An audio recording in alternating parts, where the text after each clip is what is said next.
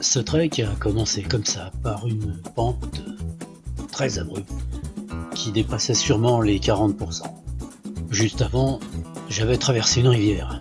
La journée était vraiment belle, il faisait chaud, malgré le fait qu'il y avait du vent. Comme vous le voyez, ça monte pas mal et le sol est friable. Heureusement, les arbustes me permettent de temps en temps de m'asseoir là.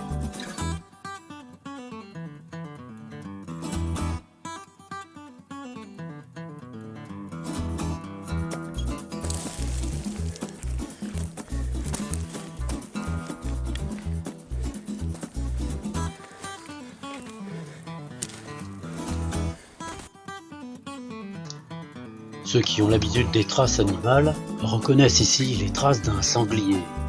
Et quel sanglier! Il est vraiment très gros.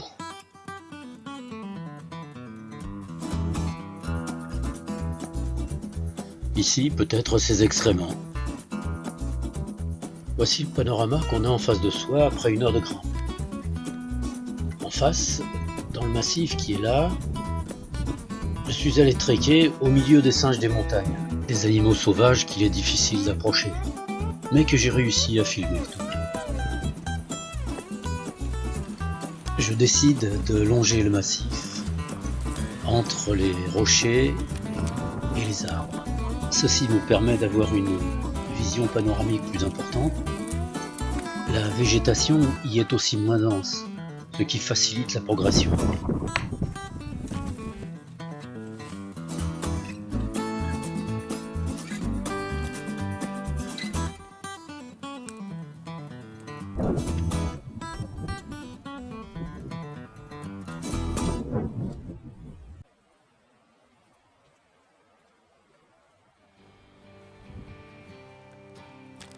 En pénétrant un peu plus dans le massif, la végétation devient très importante et il est pénible de s'y déplacer.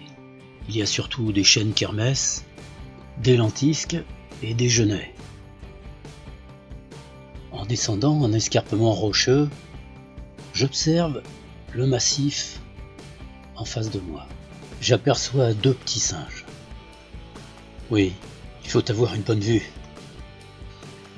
Ici, des traces toutes fraîches d'un sanglier qui vient de passer par là.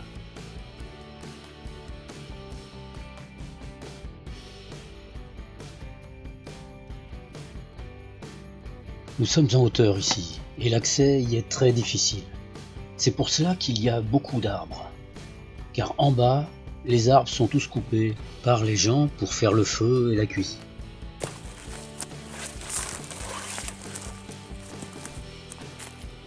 Je me déplace à nouveau parmi un dédale de pierres.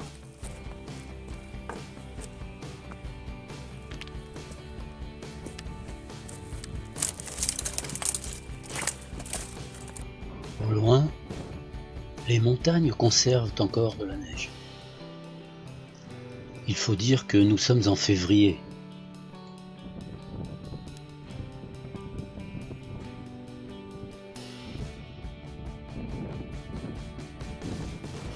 Le vent souffle beaucoup en s'approchant du bord. Mais quel panorama tout de même!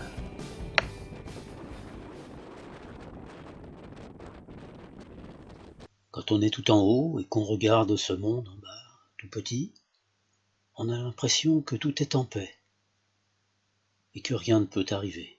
Tous les bruits s'estompent, même ce qui nous semblait important commence à disparaître. C'est à ce moment-là que le lien qui nous associe avec la nature se manifeste. Le désir de voir, de toucher, de sentir, d'écouter tout ce qui nous entoure.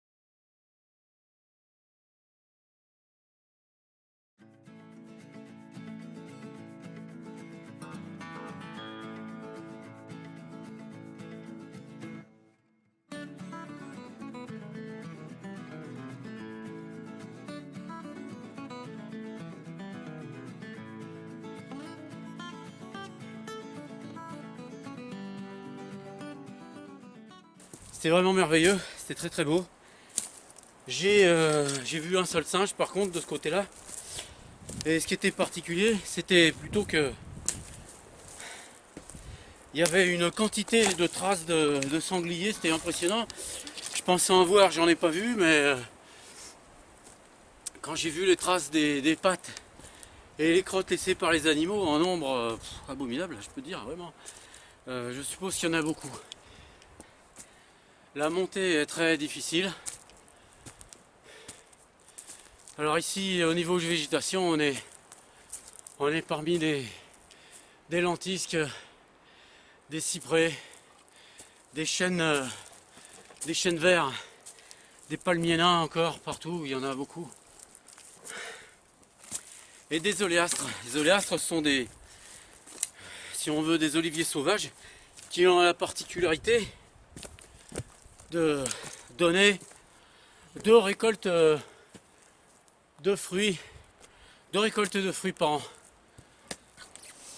Bon bah écoutez, je vous dis à tous à bientôt dans une prochaine vidéo. Et puis bon trek hein.